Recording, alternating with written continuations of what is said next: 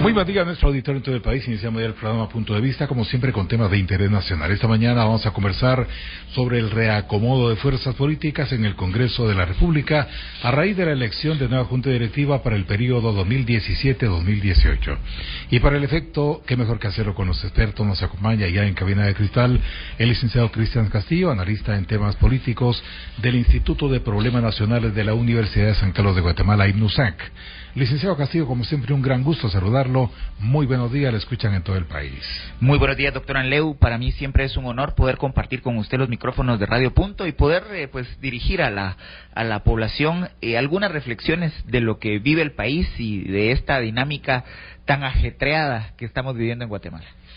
Licenciado Castillo, para iniciar, ¿qué lectura le da usted a esta sorpresiva conformación de Junta Directiva en el Congreso? Y digo sorpresiva porque se hablaba de 2 planillas, de 3 planillas, y luego pues de repente surge una que nadie pensaba, con nombres y apellidos que todavía están en duda porque no son realmente figuras dentro del tinglado político nacional. Presidente Óscar Chinchilla de Creo, primer vicepresidente Felipe Alejo de Todos, segundo vicepresidente Eduardo de Mata, FCN Nación, tercer vicepresidente Marvin Orellana, Acción Ciudadana, primer secretario Boris España, Movimiento Reformador, segundo secretario Marco Aurelio Pineda, FCN Nación, tercer secretario Rodrigo Valladares de Todos, cuarto secretario Jaime Lucero de UCN, quinto secretario Araceli de Recinos del Movimiento Reformador. Bueno, doctor Anleu, en primer lugar usted lo decía muy sabiamente. Lo que hubo fue un cambio en la correlación de fuerzas.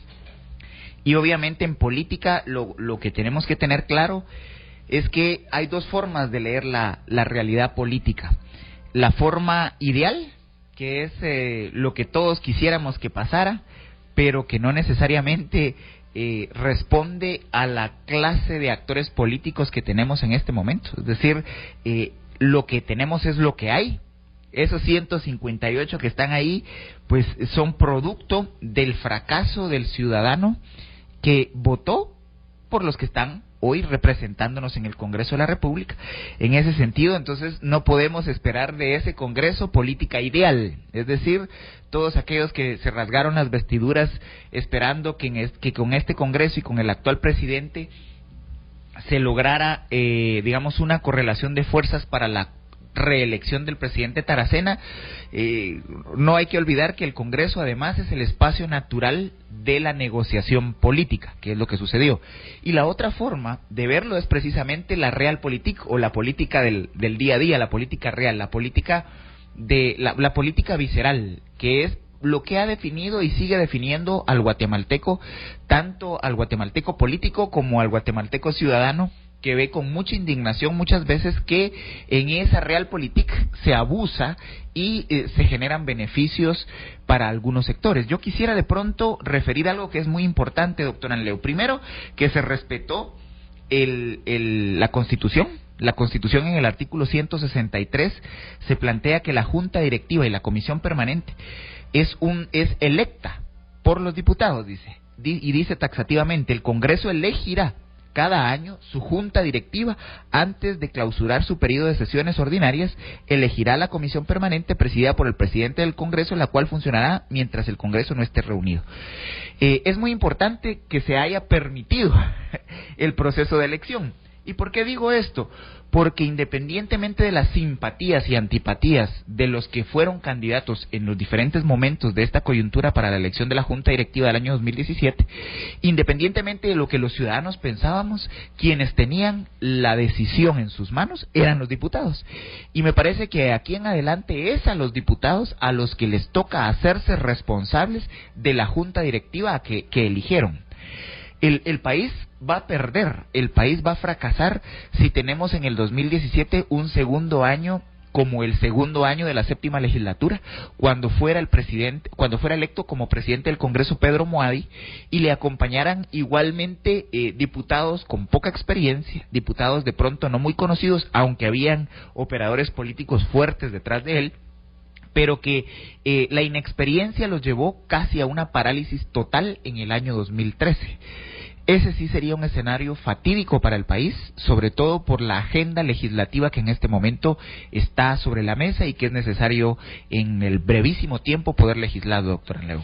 Ahora, licenciado Castillo, las dudas que hay, las sombras que hay sobre esta nueva Junta Directiva que asumirá en enero 2017 es que precisamente está conformada por gente que ciertamente no es figura dentro de la política clásica, tradicional o vieja política, pero que sí tiene ligámenes con viejos políticos o con viejos partidos políticos. Se menciona mucho el partido líder, al partido patriota, que podrían tener podrían haber retomado nuevamente la iniciativa en este momento coyuntural que vivimos.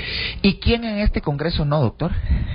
Porque al final debemos recordar que los tres que más votos obtuvieron en las elecciones pasadas para el Congreso de la República fue la Unidad Nacional de la Esperanza, que tampoco son santos, el partido líder, que prácticamente se desintegra esa bancada antes de tomar posesión. Hay que recordar que se convirtió en 3 pedazos, la Alianza Ciudadana, lo que quedó, digamos, el rescoldo propiamente del partido líder, y había un tercer bloque que en este momento se me escapa, pero eran los 3 pedazos, digamos, que se fraccionan y que migran después hacia otras bancadas, y lo discutimos en este mismo espacio, que eso era una estrategia de mutación precisamente para tratar de disimular el desgaste que iba a generar aquellas bancadas que absorbieran a estos tránsfugas del líder. Y obviamente la cuarta fuerza en gran medida fue todos, y ahí paramos de contar. Entonces, al final, ¿quién de estos 158 no tiene algún historial?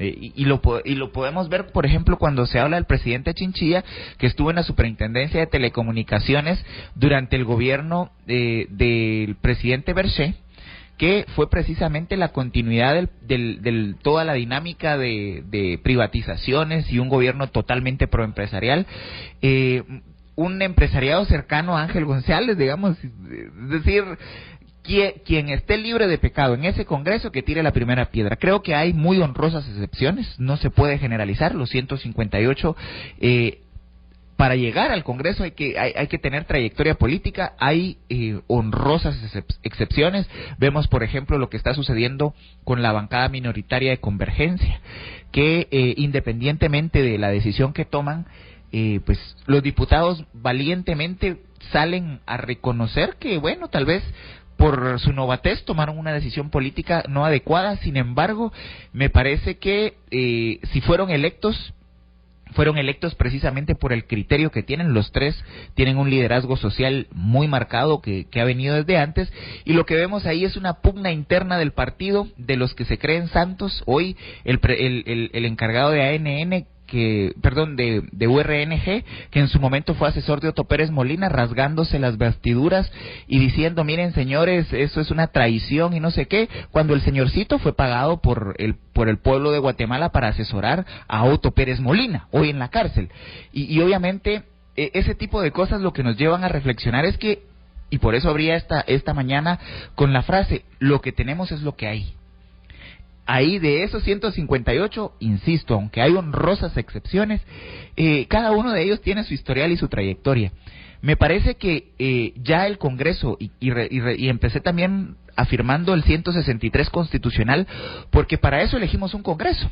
De lo contrario, juntemos a todas las ONGs del país, llevémoslas a la plaza, y ahí entonces que se tomen de manera directa, mediante democracia directa, las principales decisiones del país, porque de lo contrario estamos haciendo una caricatura de nuestro sistema democrático representativo. Los diputados fueron electos para que tomen decisiones en representación del pueblo, y no estoy defendiendo a los diputados porque muchas veces las decisiones que toman son en función de sus propios intereses, pero si de rasgarnos las vestiduras se trata, entonces dejemos de lado la democracia representativa y llevemos a la plaza a todas las ONGs y a todos los grupos de sociedad civil para que tomemos decisiones por democracia directa.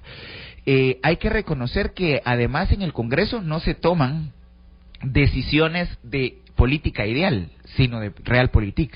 Lo que viene a continuación es la fiscalización, doctor Enleu. Es decir, ahí sí los ciudadanos debemos ser críticos y debemos acompañar a nuestros representantes en las decisiones que hayan tomado.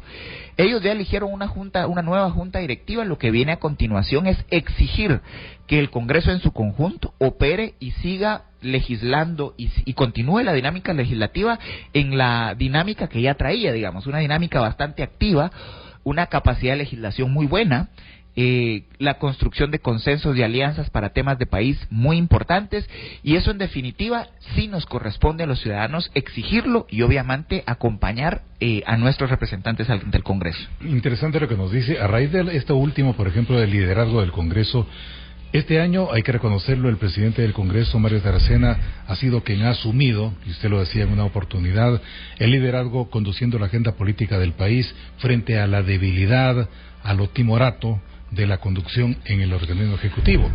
O sea que es menuda tarea tendrá el nuevo presidente de Junta Directiva, Óscar Chinchilla, para continuar ejerciendo ese liderazgo. Totalmente de acuerdo, doctor Anleu. Primero, hay que hacer algunas aclaraciones. No es cuestión del presidente de un organismo. En los 3 organismos de Estado, curiosamente, la Constitución les da responsabilidades como cuerpo colegiado. Cuando uno ve las atribuciones más importantes del Ejecutivo, dice el presidente en gabinete de ministros. Cuando vemos las atribuciones más importantes del presidente del organismo judicial, dice el presidente del organismo judicial o la Corte Suprema de Justicia, 13 magistrados.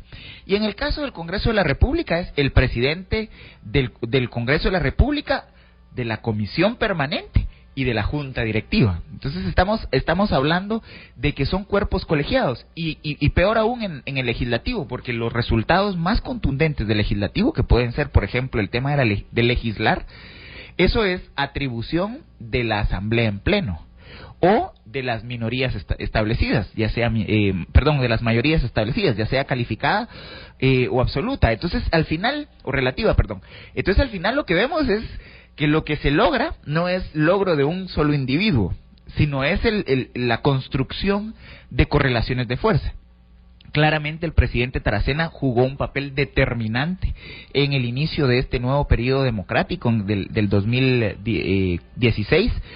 Hay que recordar que el presidente del Ejecutivo es un presidente sin experiencia, un presidente sin trayectoria política, que llega a la presidencia en un momento de coyuntura trascendental para el país. Entonces, quien asume, obviamente, la conducción del proceso de esa transición tan determinante para el país fue el Congreso de la República, y del Congreso, obviamente, la cara visible, el presidente Mario Taracena.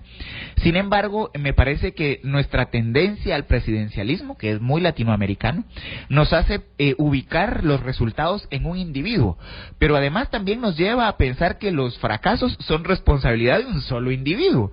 Por ejemplo, cuando pensamos en temas del Ejecutivo, que los hospitales están fracasados y que al final no encuentra el Ejecutivo la ruta para siquiera garantizar que los hospitales tengan los insumos necesarios.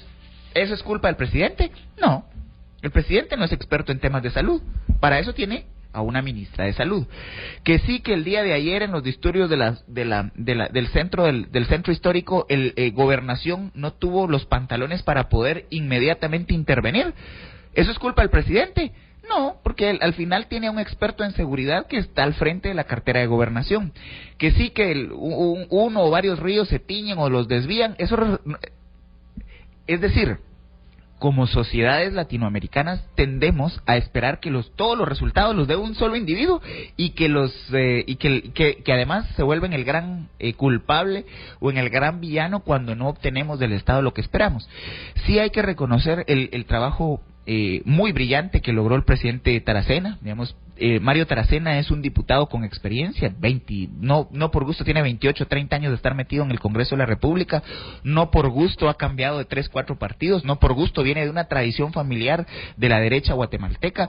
Es decir, es un hombre que tiene todo un historial político que lo demostró muy abiertamente durante lo que va de este primer año de la 8ª legislatura. Capacidad de construir consensos, sea por miedo, sea porque los amagaba con el petate de la 20 calle, etcétera, etcétera. digamos, independientemente de cómo logró sus objetivos, fue un año exitoso para el Congreso de la República, fue un año en donde la población recuperó en alguna medida, no sé si la credibilidad, pero por lo menos cambió un poco la percepción de un Congreso que en legislaturas pasadas había llegado al punto de una parálisis total. Vamos a ir a una pausa y continuamos con el punto de vista de hoy. Está escuchando Punto de Vista. En breve continuamos.